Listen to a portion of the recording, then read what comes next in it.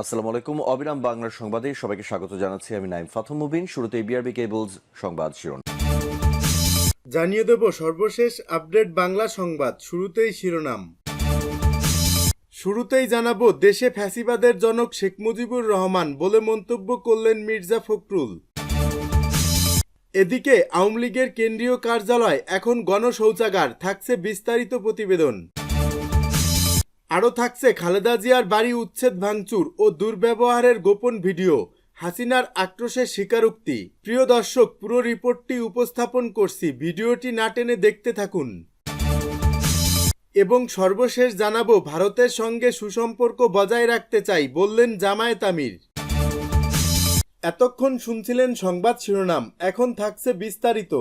দেশে ফ্যাসিবাদের জনক শেখ মুজিবুর রহমান বলে মন্তব্য করলেন মির্জা ফখরুল। বিএনপি মহাসচিব মির্জা ফখরুল ইসলাম আলমগীর বলেছেন, আওয়ামী লীগ কখনোই গণতান্ত্রিক দল ছিল না, তারা ফ্যাসিবাদী দল। দেশে ফ্যাসিবাদের জন্ম দেন শেখ মুজিব। চুয়াডাঙ্গা টাউন ফুটবল ময়দানে বিএনপির এক সম্মেলনে তিনি এসব কথা বলেন। মির্জা ফখরুল বলেন, 1972 থেকে 75 সাল পর্যন্ত প্রথম ফ্যাসিবাদের অবতারণা করেন সেই শেখ মুজিব, যাকে মানুষ অন্ধভাবে বিশ্বাস করেছিল। আওয়ামী লীগ গণতান্ত্রিক দল নয়, বরং তারা ফ্যাসিবাদী দল। তাদের বডি কেমিস্ট্রিতে গণতন্ত্র নেই। বিএনপি মহাসচিব বলেন, গত 16 বছরে তারা অসংখ্য বিএনপি নেতাকর্মীদের গুম করেছে আওয়ামী লীগ ও যুবলীগের নেতাকর্মীরা। পুলিশকে ব্যবহার করেও তারা হত্যা করেছে, গায়েবী মামলা দেয়া হয়েছে। পুলিশকে যেভাবে ব্যবহার করা হয়েছে সেটি কোনো গণতান্ত্রিক রাষ্ট্রে সম্ভব নয়। তিনি বলেন, সাম্প্রতিক ছাত্র জনতার অভ্যুত্থানে বিএনপির ভারপ্রাপ্ত চেয়ারম্যান তারেক রহমান ইউনিক নেতৃত্ব দিয়েছেন। দমনপীড়ন নির্যাতনের মাধ্যমে এক ভয়ঙ্কর স্বৈরাচার রূপ নিয়েছিল আওয়ামী লীগ। শেষে জনগণের রোষে তারা দেশ থেকে পালিয়েছে। আওয়ামী লীগের কেন্দ্রীয় কার্যালয় এখন গণশৌচাগার। আওয়ামী লীগের কেন্দ্রীয় কার্যালয় এখন গণশৌচাগারে পরিণত হয়েছে। এক সময়ের রাজনৈতিক ক্ষমতার কেন্দ্রবিন্দু। গত 4 মাস আগেও যেখানে প্রবেশ করতে লবিং করতে হতো, এখন প্রবেশ করা তো দূরের কথা, দুর্গন্ধে এর সামনে দিয়ে হেঁটে পার হওয়াও যেন দুষ্কর। কার্যালয়ের পাশে অবস্থানরত স্থানীয় এক ব্যক্তি বলেন, আওয়ামী লীগের কেন্দ্রীয় কার্যালয়ে আর আগের পরিবেশ নেই। 5 আগস্টে ছাত্র জনতার আগুনে ধ্বংসস্তূপে পরিণত হয়েছে এটি। এখন কার্যালয়টি অপরাধ কর্মের অভয়ারণ্যে পরিণত হয়েছে।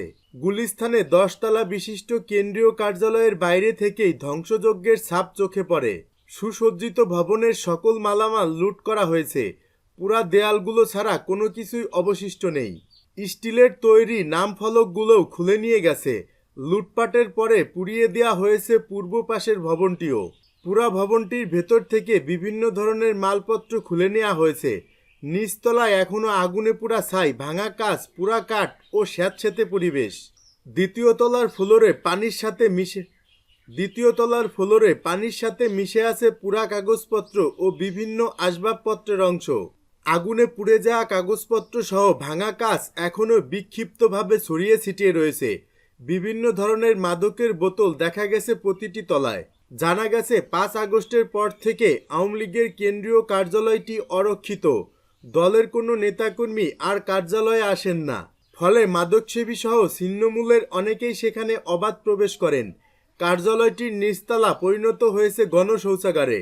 ভবনে অবস্থান করা কয়েক ব্যক্তি জানান, তারা ওই এলাকায় রিক্সা চালান। পরিশ্রান্ত হলে ভবনের উপরে কোনো তলায় এসে বিশ্রাম নেন, মাঝে মধ্যে খেলাধুলা করেন। তাদের একজন বলেন, ভবনটির যাবতীয় আসবাবপত্র চুরি হয়ে গেছে। এখনও ভবনটির বিভিন্ন অংশের রড কেটে নিয়ে যাচ্ছে কেউ কেউ। কিছু মানুষ ভবনটিতে নিয়মিত মাদক সেবন করে বলেও জানান তিনি। পথচারী শরীফুল ইসলাম বলেন, আওয়ামী লীগ যেমন কর্ম করেছে তেমন ফল ভোগ করছে। এই ভবন থেকে তারা দেশের মানুষের উপর নির্যাতনের নকশা আঁকত। খালেদা জিয়ার বাড়ি উচ্ছেদ, ভাঙচুর ও দুর্ব্যবহারের গোপন ভিডিও, হাসিনার আক্রোশের স্বীকারোক্তি। বিএনপি চেয়ারপারসন বেগম খালেদা জিয়া বলেছেন, বাড়ি থেকে আমাকে এক কাপড়ে বের হয়ে আসতে হয়েছে। আমাকে টেনে হিঁচড়ে সেখান থেকে বের করা হয়েছে।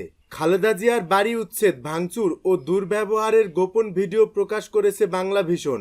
শেখ হাসিনা নিজেই খালেদা জিয়াকে বাড়ি থেকে বের করে দেওয়ার আক্রোশের স্বীকারোক্তি দিলেন। কান্না বিজড়িত কণ্ঠে খালেদা জিয়া বলেন, আমি প্রায় 40 বছর এই বাড়িতে কাটিয়েছি। আমার স্বামী জীবন দেওয়ার পর তার অনেক স্মৃতি নিয়ে এই বাড়িতে ছিলাম। বর্তমান সরকার ক্ষমতায় আসার পর আমাকে এ বাড়ি থেকে বের করার ষড়যন্ত্র শুরু হয়। সরকার অযৌক্তিকভাবে যখন আমাকে বের করে দিতে চেয়েছিল, আমি সর্বোচ্চ আদালতের শরণাপন্ন হই।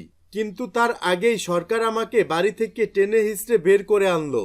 এতে মহামান্য আদালতের সম্মান ও ভাবমূর্তি দলিত হলো। খালেদা জিয়া বলেন, সরকারের এ আচরণে আমি শুধু অপমানী ও লাঞ্ছিত নই, লজ্জিত। তার বিরুদ্ধে অমানবিক আচরণ করা হয়েছে বলেও অভিযোগ করেন খালেদা জিয়া।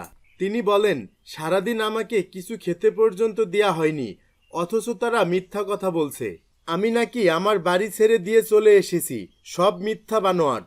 নিজে যেতে না চাইলে তুলে নিয়ে যাও বলেও একজন হুমকি দিয়েছে। তারা জবরদস্তি করে আমাকে বাড়ি থেকে বের করে দিয়েছে, গ্রিল কেটে তালা ভেঙে ভেতরে ঢুকেছে, আমার লোকজনকে মারধর করেছে, লাথি মেরে মেরে বেডরুমের দরজা ভেঙেছে, আমাকে টানতে টানতে বাইরে এনেছে।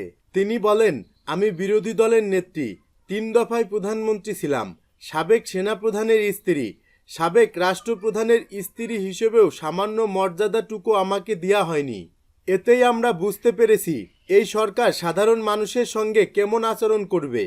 কান্নাজড়িত কণ্ঠে খালেদা জিয়া বলেন, আমি এর বিচারের ভার মহান আল্লাহর হাতে ছেড়ে দিলাম, দেশবাসীর কাছে ছেড়ে দিলাম।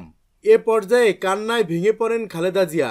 দলের নেতাকর্মীরাও এ সময় আবেগ ধরে রাখতে পারেননি।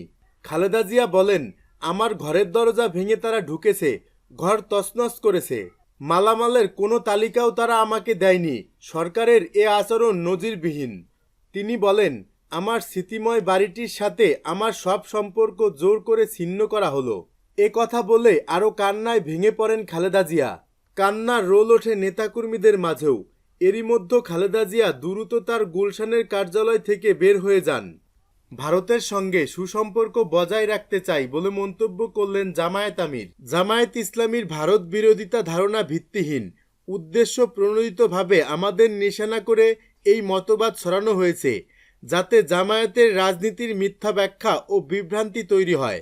সমান মর্যাদা ও সম্মানের ভিত্তিতে আমরা ভারতসহ সমস্ত প্রতিবেশী রাষ্ট্রের সঙ্গে সুসম্পর্ক বজায় রাখতে চাই। আমাদের আন্তর্জাতিক নীতি সবার সঙ্গে বন্ধুত্ব, কারো সঙ্গে শত্রুতা নয়। আমরা চাই ভারতও এই রকম সারা দিক, পারস্পরিক বিশ্বাস ও সহ অবস্থানের ভিত্তিতে। ভারতীয় সংবাদ মাধ্যম আনন্দবাজারে প্রকাশিত এক সাক্ষাৎকারে এক প্রশ্নের জবাবে জামায়াত আমির ডাক্তার শফিকুর রহমান এসব কথা বলেন। আর এক প্রশ্নের জবাবে তিনি বলেন, জামায়াত ইসলামী কট্টরপন্থী মুসলিম সংগঠন, এই ধারণা একেবারেই অসত্য। জামায়াত একটি আধুনিক, উদার এবং গণতান্ত্রিক দল, যার ভিত্তি ইসলামিক আদর্শ। আরও একটি কথা মনে করিয়ে দেই, আমরা একটি স্বাধীন রাজনৈতিক দল। বিশ্বের অন্য কোনো রাজনৈতিক সংস্থায় আমাদের প্রতিনিধিত্ব নেই। জামায়াত আমির বলেন, আপনাদের মাধ্যমে জোরালোভাবে আবারও বলতে চাই, জামায়াত একটি আধুনিক, উদারপন্থী গণতান্ত্রিক দল, যার আদর্শ ইসলামের। আমরা সর্বদাই যুক্তিগ্রাহ্য, বাস্তবসম্মত এবং মধ্যপন্থা নিয়ে রাজনৈতিক নীতি নির্ধারণ করি। বিএনপি দীর্ঘদিনের রাজনৈতিক সঙ্গী, তারা আমাদের আধুনিক মনোভঙ্গি সম্পর্কে সচেতন। এক প্রশ্নের জবাবে ডাক্তার শফিকুর রহমান বলেন, জামায়াত ইসলামীর সঙ্গে দেশের হিন্দু সম্প্রদায়ের অসামান্য সম্পর্ক এবং বোঝাপড়া রয়েছে। প্রতিটি নাগরিককে সমদৃষ্টিতে দেখা হয় এবং রাষ্ট্রের সমস্ত নাগরিককে সমান অধিকার এবং মর্যাদার ভিত্তিতে সম্মান করা হয়। জামায়াত সংখ্যালঘু বা সংখ্যার গুরুত্ব তত্ত্বে বিশ্বাসী নয়। আমরা মনে করি ধর্মের ভিত্তিতে দেশবাসীর বিভাজন অপরাধ। হিন্দু বা অন্য কোনো সম্প্রদায়ের বিরুদ্ধে হিংসার ইতিহাস জামায়াতের নেই, বরং বিভিন্ন সময়ে জামায়াত ইসলামী বিভিন্ন বিষয় নিয়ে হিন্দু নেতাদের সঙ্গে আলোচনাও করেছে। তিনি বলেন, আমার মনে হয় না পুরনো আওয়ামী লীগ জামানের সঙ্গে ভারতের নিছকই ঘনিষ্ঠ দ্বিপাক্ষিক সম্পর্ক ছিল। আমরা সবাই জানি ওই সম্পর্কে কার কী স্বার্থ ছিল, তবে নিজেদের কথা বলতে পারি। আমরা চাই ভারতের সঙ্গে ঘনিষ্ঠ সম্পর্ক তৈরি করতে, তবে তা হবে পারস্পরিক সম্মান এবং সমতার মাধ্যমে। পড়শিদের সঙ্গে কার্যকারী এবং বাস্তববোচিত সম্পর্ক উভয় রাষ্ট্রের পক্ষেই সুবিধাজনক। সরকারে এলে সেটাই করতে চাইব।